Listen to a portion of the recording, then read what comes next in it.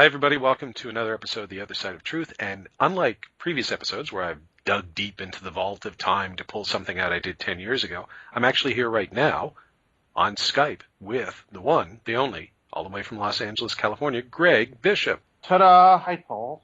Oh, that's nice. It's like Radio Mysterioso without the radio and without the Mysterioso. So what's cool? What's new? What's still keeping you excited in the world of the paranormal? Anything. Doesn't have to be UFOs. Doesn't have to be ghosts. But what is sort of got your attention these days? Is there anything? Probably the only thing that left where I see something novel and I have some hope, and I read the literature is psychic stuff, especially the kind of stuff that really pisses people off, like skeptical people. Everybody thinks I'm turned into the skeptic or something. It's not. It's because that nothing I see is exciting or new really anymore to me. Not many things are, at least in the paranormal, because it's the same stories over and over again. Right. What's interesting, what becomes interesting is something that you might have control over, like remote viewing, or most recently, and I kind of pushed this just to see how many people would get pissed on a couple of sites, apparent teleportation of matter into little film canisters being done by some people in China, which of course you can't check on it. You don't know if it really happened. But the thing is that people, instead of saying, hey, let's try this over here, or let's try and replicate the experiment, the 99.9% of the time the reaction is, that's bullshit and those people are lying. Like, why don't you try the experiment with an open mind and see what happens? I can go into it a lot more detail, but I won't. It was an article in the SSE journal, which I've subscribed to for many years now, the Society for Scientific Exploration. Bunch of credentialed scientists who look into cryptozoology and UFOs and ghosts and orbs and things like that and actually do experiments with it and report their findings, positive or negative. And more than half the time they say, well, couldn't really find anything here. Doesn't mean there's nothing there. It just means we couldn't find anything this time. Somebody else should try the experiment or try it with slightly different controls and protocols on it, and we'll see what happens. And I like that attitude. That's a true skeptical attitude about these things, and that's what excites me, is like intelligent people from a traditional background taking a risk like that. Well, let me throw an idea to you to sort of bring it back, the psychic thing. It's interesting to bring it back to UFOs for a second, or at least the idea of extraterrestrial life, aliens somewhere out there. Typically when we hear people, contactees, for instance, or even abductees, they would say the aliens have come down and talked to us, met us in person, or they abduct us from our bedroom or whatever. They're here. They're floating around the earth. They're here. What do you think about the idea of aliens who are far in advance of us not being here, but having the ability to send through space and time messages to our subconscious, if you will, that maybe we can't quite perceive, but appear to us in the form of dreams or some sort of phenomena around us, if you see where I'm heading with this. So we might be, in fact, making contact with a higher intelligence, if you will, that is not God, but could be aliens from Zeta Reticuli. They could be extra-dimensional beings, something like that. Do you think there's a sort of a focal nexus there? I don't even know if that's an actual term, but it's 3 o'clock in the morning, a focal nexus. Do you think there's a nexus there, maybe between? It's redundant only. That's all. Yes. Is I there a nexal focus? Yeah. Okay. That's the title of the radio show now. Nexal focus. Nice. Sounds like an 80s punk band or something. Yeah. Do you see the possibility? Band. Yeah. The funny thing is, you've hit on the crux of the thing here. I think that there's kind of a connecting link, or a nexus, if you will, where all of this paranormal stuff meets up. And I think it has something to do with what you just mentioned. Something that we might call interdimensional, or paraphysical, or time travel, or wormholes, or whatever you want to call it. Things that seem to defy what we think are immutable physical laws. I think that stuff is starting to crumble, and I think we're seeing evidence for it. And the other thing, which I've thought for a long time, especially when people think there's aliens or whatever, and I don't discount the ETH, however much I complain about it, and you do, and Nick does. I don't discount it. I just find it uninteresting. But the thing is that after all this time and talking to all these people and writing what I've written and learning from people who are far smarter than me, and talking to researchers that have actually been out there with their boots on the ground, so to speak, for years and years, I get the very distinct impression that there is an extra-human intelligence interacting with us, some sort of intelligence that is not human that is interacting with us. We have a lot more, and I've mentioned this on a couple other shows, I think we don't give ourselves nearly enough credit for what we think our perception of UFOs, especially UFOs, are. And I'll put cryptozoology, cryptids, and other psychic type phenomena a little further down the list. In fact, other stuff way down the list. That our co-creation of what we think UFOs are and abductions are and all that, I think we're a huge part of that equation, like more than 50% of it. And I'm not saying that there's nothing there. I'm just saying there's definitely something there. But we've got so much baggage, psychological and cultural baggage, that we can't hope to meet it on its own terms for quite a while yet. I think we will eventually, but we're always going to be co-creating with it our perception of it, if that makes any sense. Yes, actually it does. It's interesting because when I was going through the vault, I pulled out an interview I had done with Stan Friedman just over 10 years ago. It was a pre-interview I did before we went into production on Stanton Friedman is Real. And, you know, the usual stuff, MJ-12, Cosmic Watergate, all that, which if you're going to talk to Stan, you need to talk about that stuff. But towards the end, I just started asking questions about, like, well, what do you think of NASA? What do you think of SETI? What do you think? And then I said, what do you think of religion? And what our reaction might be if we discovered there was an extraterrestrial civilization. And Stan started talking about things like reincarnation. He said flat out, he said he finds reincarnation as a concept very interesting. Science should be taking a look into it. He didn't quite get into talking about things like higher consciousness and psychic phenomena and all this sort of stuff. But I think people think that Stan's not open to that. The truth is he is. He's just not interested in it, and there is a difference. He's focused on our aliens coming here. There's no harm in that. It's just that's what he's focused on. Other people are focused on other things. Whereas I think guys like you and Nick and our late friend Mac and even me tend to take a more holistic approach and go, well, that's interesting, but so is this. And is there some sort of linkage, perhaps, between all of these different things? A unified field theory of the paranormal, if you will. And so I find this idea, as you were talking about, psychic phenomena, higher consciousness. I mean, on one hand, it all sounds very new agey, and it's easy to write it off that way because there are a lot of kooks who talk about it. But on the other hand, you know, the more that you get into sort of cutting edge science, talk to a guy like Michio Kaku or any of those people, they'll tell you we have so far to go in our own development that, you know, where will we be in 100 or 200 or 300 years? Well, then imagine where some other beings might be in 1,000 or 2,000 or 3,000.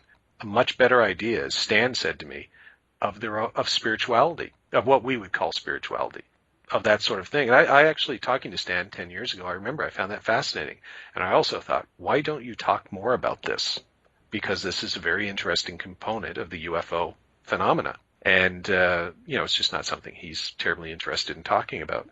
But, yeah, so the whole psychic thing that you were talking about, I find that very interesting, that idea that maybe, you know, something is communicating with us from wherever, whether it's in our future, whether it's on another planet, whether it's in another dimension, or whether it's, this is weird, whether it's within our own mind and we don't realize it.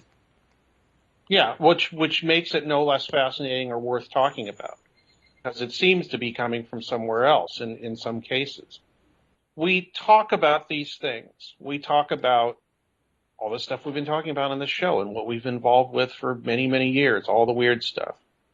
And we don't realize the whole time we're involved in this huge trap of our own language. And our language traps how we can think because it makes us think in certain ways. If we were speaking in Japanese or Chinese or Hindi or something like that, I wager we'd be speaking about this subject in a different way. Not completely, but different enough that it would be quite noticeable to somebody that knew both languages. And then there's the state beyond language where people try to describe a mystical experience or anything having to do with spirituality, psychology, a mixture of the two. And once again, you're trapped by language. And that brings to mind the quote from Dean Radin that he told me when I interviewed him many years ago. And he was applying it to psychic research. He said, trying to do psychic research with the instruments we have is like trying to kill a fly with a sledgehammer. That's how I feel about language sometimes when we're talking about this weird stuff. We're using the sledgehammer-like language to try and talk about something that's very subtle and maybe not fleeting, but just not amenable to the tools that we have to describe it, which is our language, and therefore our thought patterns, which are determined by our language. It's interesting because the most fascinating conversations you can have, I think, are the ones you have with yourself, because you're not really bound by language. The way that you can be walking down the street. I take nightly walks, and I don't talk to myself. People don't see me actually talking to myself, but you're talking to yourself. You're having this conversation with, sometimes usually without even knowing it. But there's so many things that can go on in your own mind when you're not constrained, as you say, by language, by trying to then I could be sitting there with 8 very intelligent people, but they're all different, which means now I have something going through my mind, an experience I've had or a thought that I'm having, and somehow I have to filter it down and make it intelligible so that all 8 of them are going to get it. Which brings me back to, or leads me to another question, I guess, which would be, we have all these groups, whether they're MUFON in the UFO world or whatever groups they are out there. And I used to think that groups were good.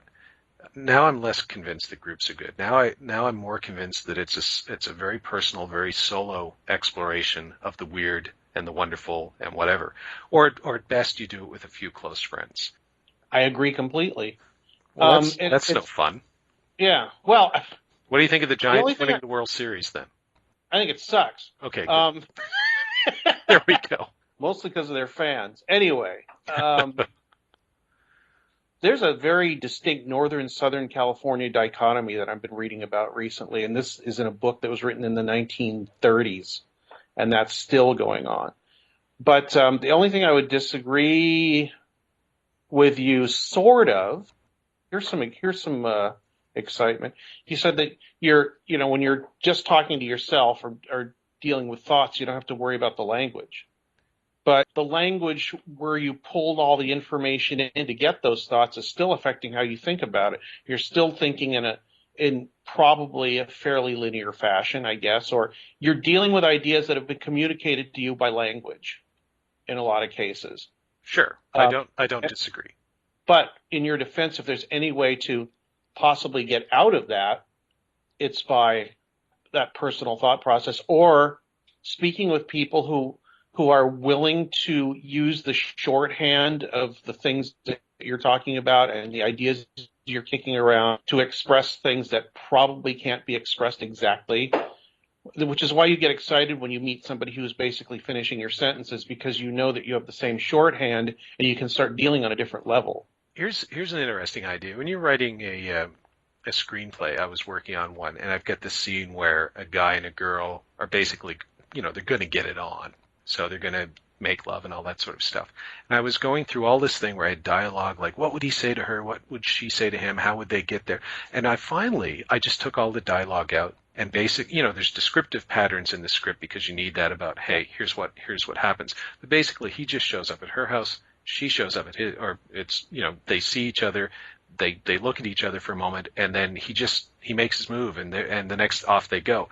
No words, no language, nothing that could complicate it, nothing that would take away from the moment. They just do it. And yeah. I think it's a lot of it. I learned this, or experienced it, if you will, from ghost investigating, or whatever you want to call it, experiential type stuff, like going out and actually having the experience, I think is tremendously important.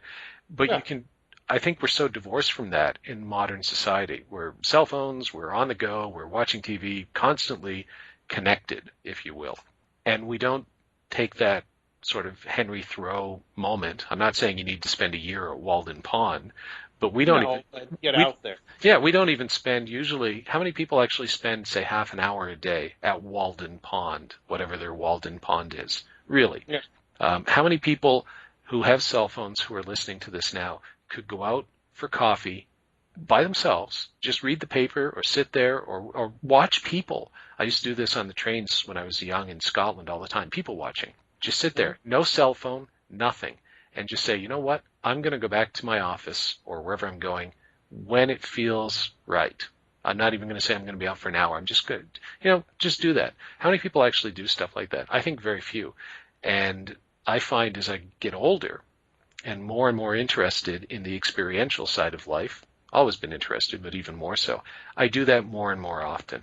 I want more and more walled-in moments, whether it's climbing a hill in Scotland and just sitting there and watching the sunset, or whether it's sitting in a coffee shop watching people and just seeing the interactions around me. All of that stuff I think is tremendously important. And I think the danger is as we get more technologically advanced, we are moving further and further away from our ability to actually access the much more interesting things about us and our world that we could be accessing. And technology is not helping. It's hindering us from doing it. I will talk to people younger than me who I work with, and I tell them I've been to, Canada because of you, or been to Europe, or been, flying somewhere. I got in a plane last week and went up to Oceano Dunes halfway up the California coast, pulled my paraglider out of the back of the airplane and went running up and down sand dunes with my feet floating in the air, 10 or 15 feet off the ground, basically sort of like running in a dream. And they're flabbergasted. They either have no idea what I'm talking about and they give you a blank stare, or they're flabbergasted that people actually do that. Yeah. You know what that thing is for me, that reset or whatever you want to call it, is being up in the air somewhere, either in a plane or a paraglider or something, especially if I'm totally by myself. Because I don't know what it does, but it's some sort of reset. My thought patterns are reset by doing that.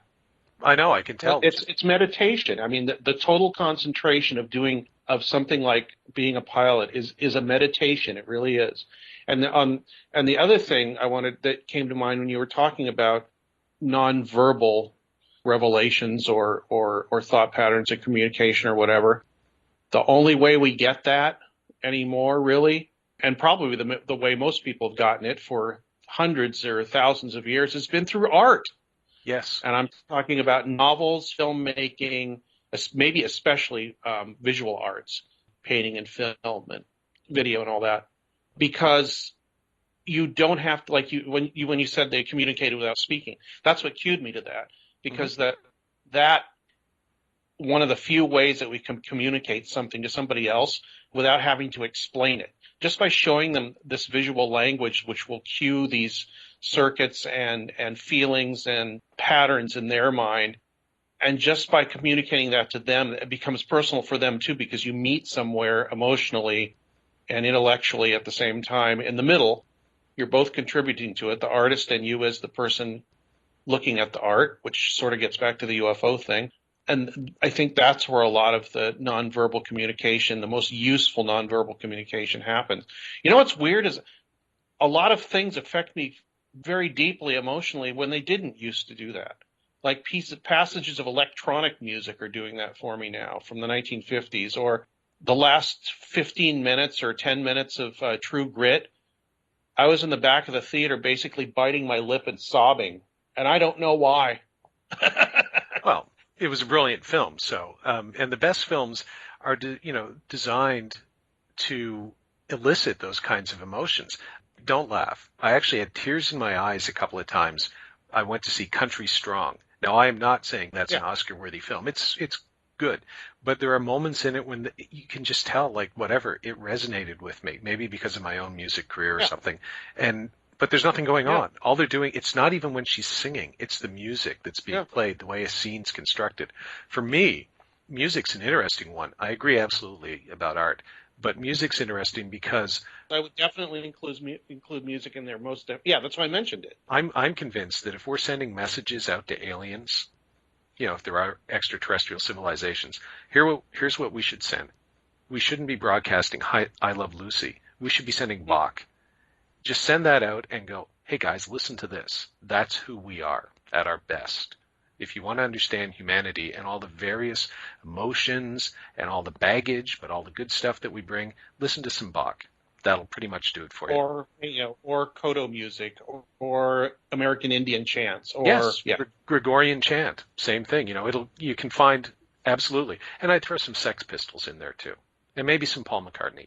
But music, and then I'd send out art. I wouldn't send photographs because I love photography, but to me, photography is the equivalent of modern music, whereas art is the equivalent of classical music, where it can be abstract, where it can mean many different things to many different people, and maybe the message isn't clear upon its, sort of first look.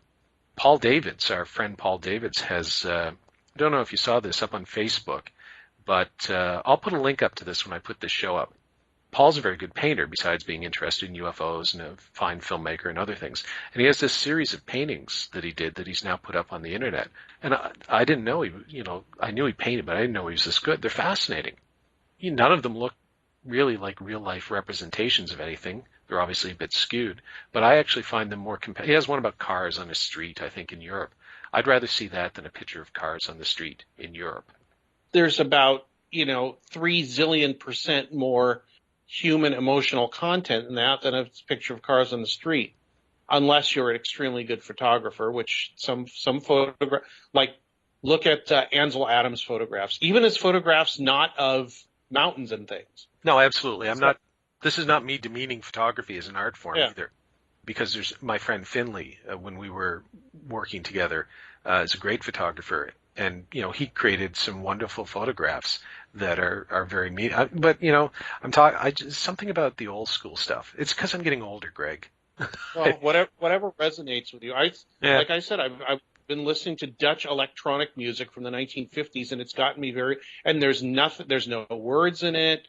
There's not even sometimes there's not even a beat in it. And it has been affecting me quite deeply emotionally, and I have no idea why. Maybe it's just a complete novelty sound of it.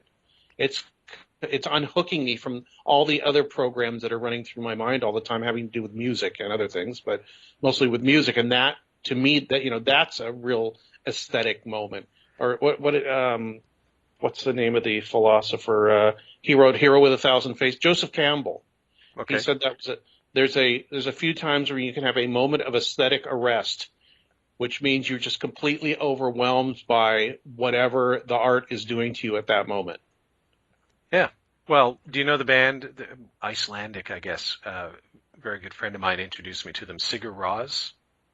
Nope. Yeah, you should listen to them, because basically they create soundscapes. And the soundscapes are, the only thing I can think of to compare them to is Radiohead, when Radiohead goes at their most experimental. So the soundscapes are amazing. But then when he sings, I thought, well, okay, he's singing in Icelandic, right? So that would explain why I don't understand it, talking about language. Turns out, no. He's usually singing in a language he, as I understand it, has created for himself. Really, the only person who gets it is him. And I'm not even sure he gets it. But his voice... does. Yeah, his voice has just become another instrument. It is melding, it is meshing, if you will, with the music, and he's going with the flow, which makes me believe that every time they perform one of these songs, it's probably slightly different. Yeah. So, that I'd send some of that stuff out to the aliens too. The things that we concern ourselves with are so petty. It's my history background, and I've been reading a lot of history. And, you can read about these guys in fighting in 1807, 8, 9 in the Indian Ocean, the French and the British, and I'm sure it all seemed terribly important to them at the time. But 200 years later, almost nobody remembers it, and it wasn't important. What was really important would have been the development of ideas that were taking place. Is the human race moving forward as an entity, if you will, the race itself, all of us, towards something better as people? And, I think we were for a long period of time. I'm not so sure we are anymore. That's what gets me, if I'm going to be curmudgeonly and depressed, I would say it's not because we haven't discovered the truth about UFOs or whatever. I would say it's because we don't even really look anymore, and we don't have the capacity to look. And anybody who thinks they're looking for the truth about UFOs, I would say, even to those people, you're not really looking, if you know what I mean. And I think you do. Well, if you really were looking for it, I wouldn't be having this conversation with you, because it could not be communicated. That's the other thing. I've gotten to the point where I think that, and I've actually said this for a long time, that people say, do you want the answer, or are you trying to whatever? And it's like all this like idea of what they think somebody who writes and does these kind of things wants to do. And it involves, signing books and being famous and being on TV or whatever, although I've never really been on TV. but the thing is that, and I've said this in interviews and I've written it and all this, and the thing is that I'm not looking at what I'm looking at so that for any, I don't know, it's not really an ego thing. It's more like it's something that I want an answer to, so I'm looking for it. And I just happen to go through the motions of writing about it and telling other people what I'm thinking once in a while. If you listen to a band, that's what they're doing, if they're a good one. If you follow an author, that's what he's doing. If they're if they're a good one, I'm not saying I'm good, but the motivation, I mean, and the motivation, unfortunately, is selfish. Yeah. For any good work, be it art or journalism or whatever the hell, I think that the motivation is selfish, and the communication of that, of what you find, is secondary if it's good. You're doing it for yourself. I will grant you that. You're trying to do whatever music, art, same thing with filmmaking, songwriting, any of that stuff, As John Lennon once famously said to some guy who showed up at his door and said John's songs meant a lot to him, he said, well, that's great, but, I write them for me. And any of us who are artists in any way, that's why we do it. But I don't think that's a bad thing. I think I didn't say it was bad, but I think people have the wrong idea about it. No, quite so. But that's why I'm saying the use of the word selfish, which carries pejorative connotations. I use a different word where I just say it's a journey of self-exploration for each individual. And if every one of us was taking that journey of self-exploration, I think we could all be artists. And I think as a whole, the community that is the human race would be better off for it. The problem is so many of us rely on other people to do that for us. For any one of a number of reasons, you have to pay the rent and all that stuff. I get that. Yes. But you can still find time to do it for yourself. People used to write journals all the time. These were not authors, not people intending to be published. Many of these journals have gone on to become valuable historical artifacts, and they're quite literary. But they were never intended to be read by others. They were people writing them to themselves. I think we should all do that. Write a journal. If not every day, once a week, make an entry. How was your week? Just that kind of idea. Do something, anything artistic. That's one of the things I liked about Mac. He was always doodling. I mean, he's not an artist. He wasn't going to sell his art, but he would just doodle. Things, he'd be on a plane, and I have some of the doodles he did on a trip out here for the New Frontiers Symposium. His parents sent them to me. And, he was just doodling on cocktail napkins and stuff. But it was his way of kind of processing what he was seeing and remembering it. And I think he's not Picasso or whatever, but he was an artist even in that way. And I think we all have the capability to be that kind of artist. The problem is I think we worry about, well, okay, how what are other people going to think about it? Well, who cares? And that's what the real artists, the ones who make a career out of it, they can make that leap. They make the leap beyond, I don't care, I'm just going to do it. But I think actually, go ahead. I was just going to say, I think everybody can do it, and I think everybody should stop caring about what other people think, because they should be doing it for themselves. Yeah. It's like dancing. Yeah, it can be as easy as carrying a little camera around. Absolutely. And I carry the camera. I've got this little, and it's so easy now and cheap. I've just got a little digital camera, and I've got pictures on there from like 5 years ago. And every once in a while I erase some of the more uninteresting ones, but every once in a while I'll just sit there and look at the pictures, remember what happened then, what happened after it, how it related to my life, how cool I thought I was at the time, or just, hey, that was a cool picture of that moment, that time. And sometimes I show them to people, but often I'm just looking at them myself. Absolutely. When we were traveling a year and a half ago after we finished shooting a few episodes of Ghost Cases in England, Holly and I stayed over for 3 weeks, England, Scotland, Europe, and I noticed that she was taking pictures of flowers. Everywhere we went, she would be taking pictures of flowers. And I just thought, why are you taking pictures of flowers? I mean, your memory stick only has so many photos, and focus on the important things. That's how she remembers things. Exactly. So I started taking pictures of flowers. I thought, well, okay, I like Holly. She's smart. If this works for her, I'm going to see if there's something to this. And as it turns out, I think I wound up taking more pictures of flowers than she did by the end. Just that idea that, flowers, something as simple as a poppy sitting in a field in the Czech Republic. And I find that, when I go back to look at the photos that we took, I like looking at 3 things. The photos of us, because those are people. That's important. I like landscapes. If you're in Scotland, I like looking at pictures of the Highlands. So that's great. And the other thing is I like looking at those pictures of the flowers, and I have no idea why. Weird. But there it is. So, yeah. When you do these shows, do you usually talk about these things, Paul? I thought it's usually like UFOs and stuff. No, I don't talk about these things. Everybody's tuned out by now. So, but these are, people, there's this controversy going on about abductions and David Jacobs, and it's, this is the brouhaha du jour. It's all terribly important to the people who are involved. And I'm sure... Sorry to say, I just don't care. I'm sure to the people who are actually involved, which would be David Jacobs and this Emma Woods person and anyone else who is directly involved, yes, it is important. To them personally, fine. But you know what? In the grand scheme of things, even within ufology, most people had already figured this out a long time ago. It's not terribly important, but it's what passes for news. So if my alternative is I can talk to you, whether anyone listens or not, about things like consciousness and art and how maybe that is all far more important, or I can talk about David Jacobs and Emma Woods or whatever else is the thing du jour, guess which one I choose? Well, of course. And the thing is that if you really think about it, the stuff we've been talking about impinges on that kind of stuff in how we look at it and where they are in the importance meter. And just if you're interested in the UFO thing, what do you want to care about? People fighting about who did what to whom, or what the ultimate reason for all this weirdness is, and how does it affect you and the people you know and us in general? One of the many variegated forms which it takes is idiots arguing with each other. But that happens with anything. Right. And I used to do it a fair bit myself a few years ago, and then I just decided, what is this accomplishing? Nothing. Wasting my time, wasting anyone else's time. I'm done with it. So let's just move on. And I think if people read between, I'll tell you what, folks, if you want to know, just picking on that David Jacobs, Emma Woods thing, if you want to know what Greg and I think about the alien abductions, listen to this show again. Listen to what we're talking about. Read between the lines. And I think we've already made our point. As far as I'm concerned, everything I've said relates to alien abductions, UFOs, all of this stuff.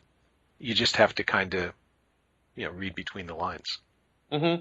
Yeah. Why did I give a lecture about it was at the New Frontiers conference about the UFO contactees being an unrecognized art movement?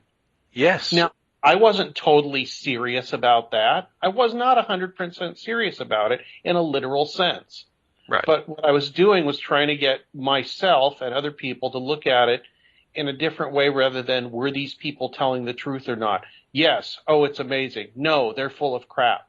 I mean, that is, to me, that's like a fraction of a percentage point of what was going on. Well, and I used to be, I'm not going to say your lecture was the defining moment of my life vis-a-vis contactees, but I remember it. Yeah, no, I'm not saying that. But thank you. No. Thank you for the Cartman reference. It's always good to get at least one of those. But Yes, excellent. No, that's Mr. Burns. Sorry. I remember that, and I remember thinking that, and I used to think that the contactees were all just crooks, frauds, hoaxsters, whatever, some combination, or delusional, some combination of those things. Yeah, well, that's part of it too. It is, absolutely, but I think that was missing the big picture. I mean, at the end of the day, who cares? At the end of the day, you have a very interesting group of people who had an impact on American history, pretty small one, frankly, but at least, they made an impact. And maybe somewhere in there, there's some truth coming out of it. I'm not saying from George Adamski's photos of fake flying saucers, but maybe there's some truth about some element of who we are. Even if everything they say is fake and fraudulent, well, that's important too. So let's just look at this social movement. Let's understand more about human beings. And wow, very new agey. Let's gain a greater self-awareness. Self-awareness. Exactly. And once we've done that, once we truly understand ourselves, if that's ever possible, but as our self-awareness increases, I think our awareness of all of these other things will increase too, which I guess is the point I've tried to make. Yeah, and it's not and people say increase like there's going to be a goal at the end where the self-awareness is aware and you're all self-actualized and all that. No, that's never going to happen.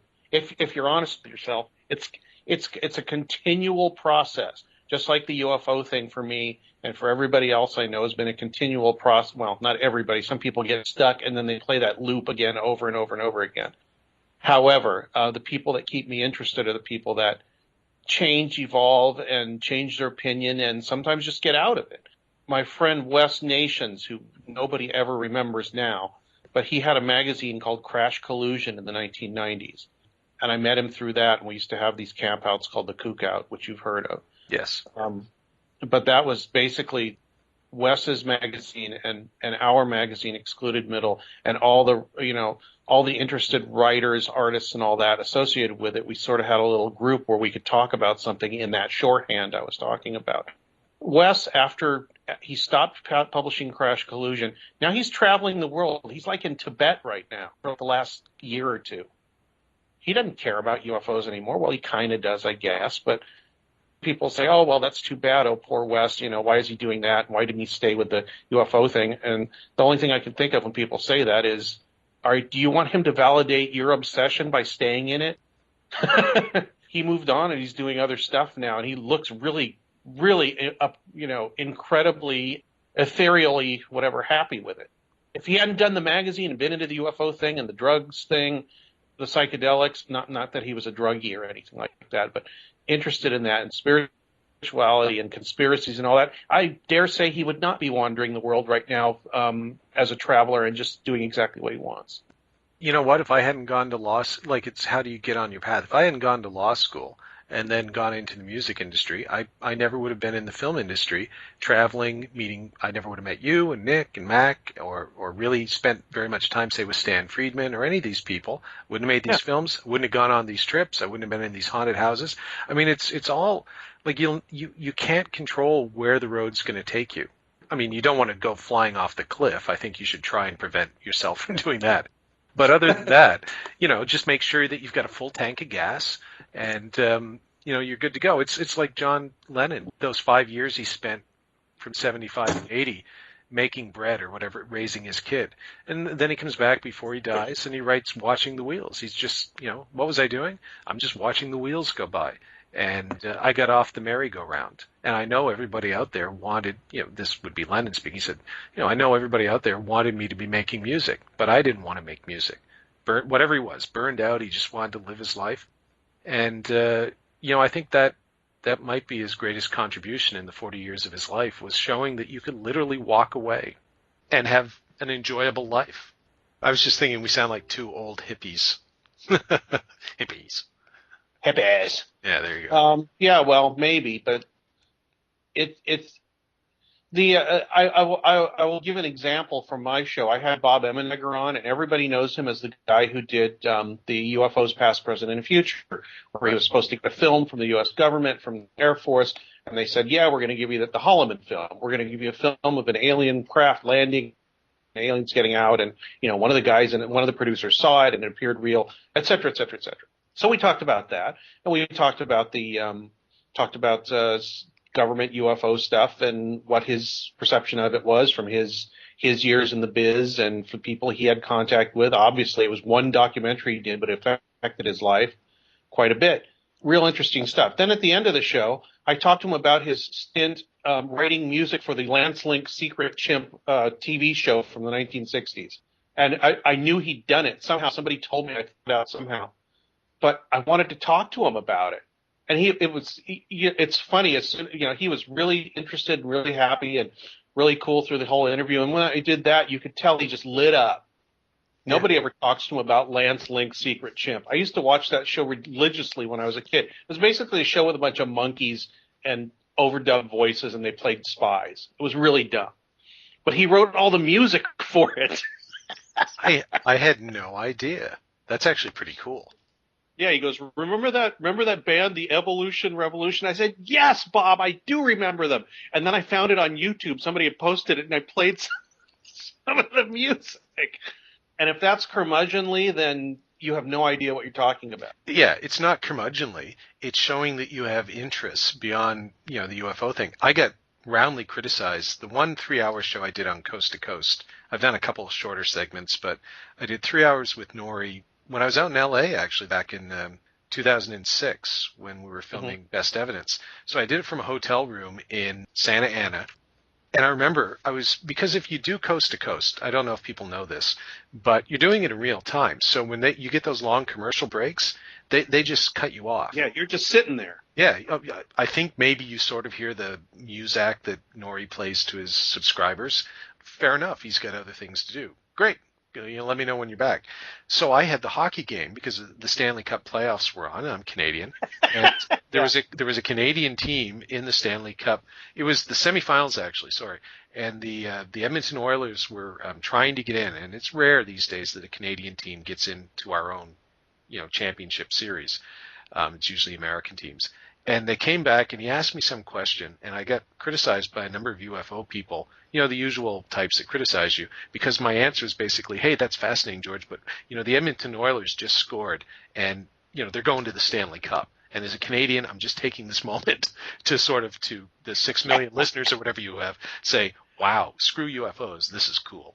And he laughed, and he took it in stride, and then we went on. He thought nothing of it. Yeah. But there were people who listened to that who actually wrote and said, Kimball trashed UFOs by taking this opportunity. He had this opportunity. Every minute is precious, and he took a minute or two to talk about the National Hockey League playoffs.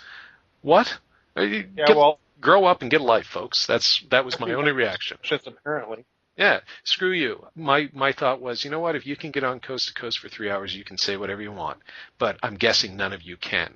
But I can, which means I get to say whatever I want. And for 95%, 96% of the time, I talked about UFOs. But for 2 or 3% of the time, I talked about something I wanted to talk about. Because I was just excited. It was an experience, a moment. I think that makes it. Yeah, I think that makes it genuine. Like, I would love to hear Jacques Vallée on Coast to Coast.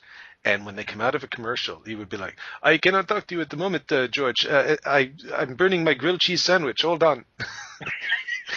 And then you would hear something like, a fire extinguisher or something like that. Yeah. And Nori going, Jacques, are you all right? Oh, this is crazy. Be like, yeah, I will be with you in a moment. Run something from Close Encounters of the Third Kind. I'll be right back. I don't know why my Jacques Vallée sounds like, this bad Eastern European mafia guy, but it's like Count Dracula meets Jacques Vallée. But no, that would be cool to have these guys. I would love that all of these shows should at least take. Tim Binnall does this. The first time he ever interviews you, Tim usually puts in some personal, like, who are you? What makes you tick? That's great. But so many of these other shows don't bother doing it. And I think that's a shame. And with Coast to Coast, the place where you really get to know who the people are, it's when the people call in. Because you get the craziest questions from the weirdest people, and it's how people respond to that you can really tell who they are. And so that's the best part of the show for me. In fact, when we're done, I'll probably tune into whoever's on tonight just to listen to the Q&A. You're so much different from me. When it gets to that part, I usually turn it off. Oh, I think that the older I get, I think that part of it is I love if it is Jacques Vallée or Michio Kaku, that's great. Absolutely fantastic. But when I saw Kaku speak in London a year and a half ago when Holly and I were there, I found the question, the audio was online, so I just posted it here. And he it was an hour-long thing at the RSA. He did a 22-minute long speech about his book and, basically buy my book. And it was interesting, don't get me wrong, but he gave the thumbnail sketch of what's in his book and, his standard speech. Fine. Yeah. I'm sure if you'd showed up in Birmingham the next night, he would have given the same speech. But then... Yeah. The 35-minute Q&A was great because here I got a chance to ask about a contact with extraterrestrial civilizations, but there was some other guy who asked him about cold fusion. Mm-hmm. And you could just see Kaku's face go like, uh-oh, cuckoo. And the moderator, try and shut this guy. And the guy was going, I've discovered a plan or whatever. And Kaku engaged him. And he said, more or less, you're crazy. But he said it in a nice way and explained why you're crazy. He just didn't say you're crazy. He said, look, this is why it can't work. So if you think you found, I think he even said, if you found it, come up and talk to me afterwards. He didn't mean it, but he was polite enough to say it. Yeah. And I found the Q&A far more interesting than I found his sort of canned lecture. So Coast to Coast, it's kind of the same thing. And so's a show. So I don't even consider this a show. It's a conversation between two friends that I'm actually going to put out on the internet, and people can listen to it or not if they want to. So.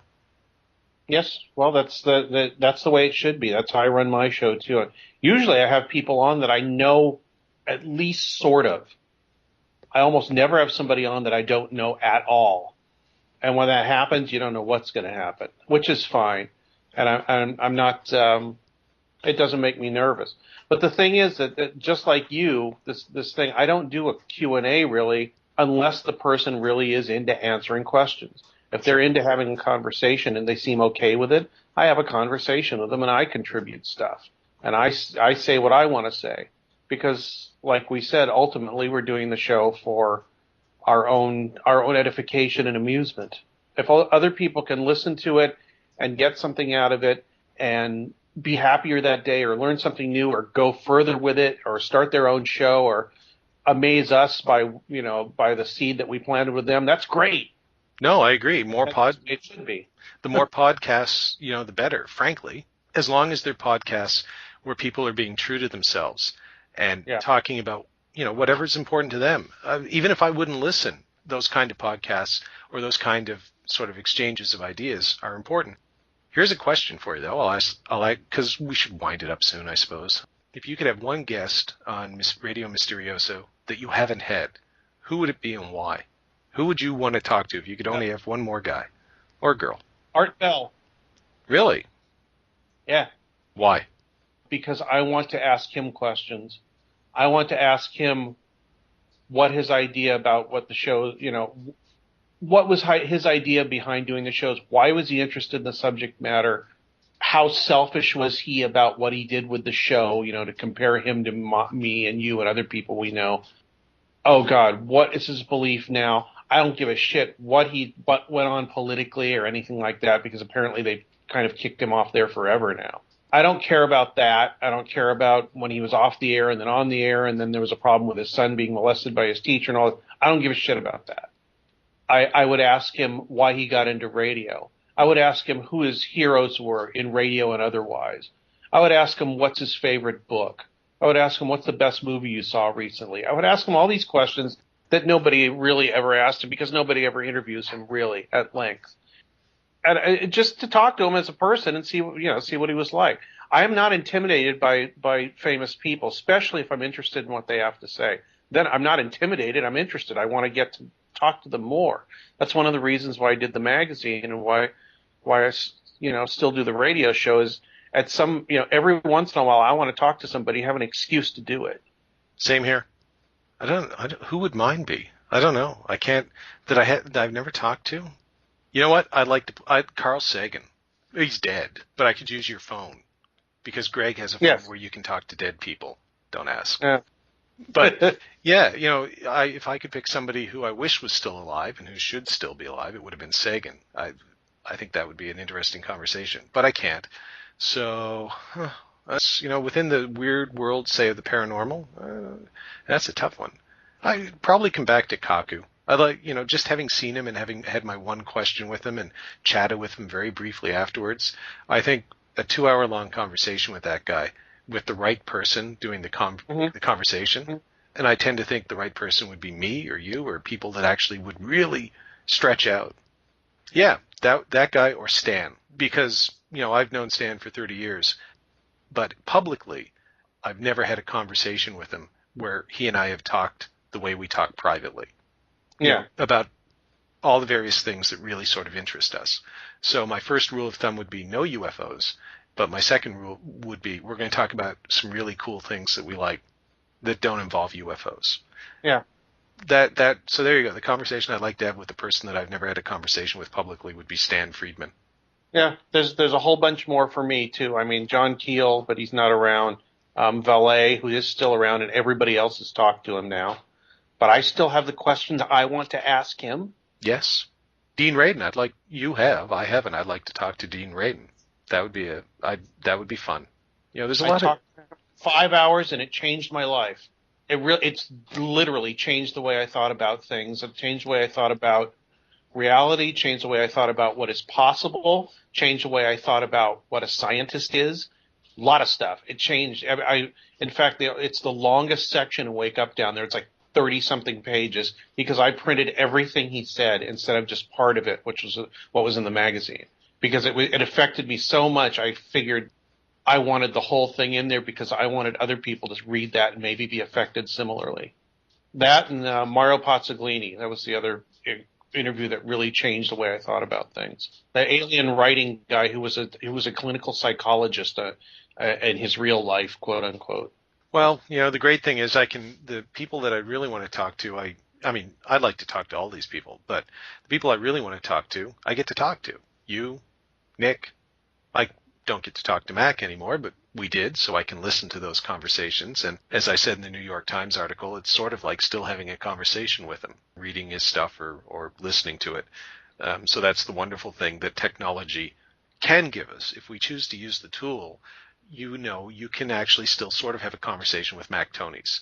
Some of who he was, you can go to his blog, Posthuman Blues, and it's not Mac, but you can see who, and in the article, his mother said something very interesting. She had never, I knew this, because his parents were not computer literate. They didn't even have. It had to be just to deal with finding out who he was and what he was into. Yeah, she's gone back and she is reading all of his Posthuman Blues stuff day by day. So she's not skipping ahead. It's as if she's reading it the way he posted it.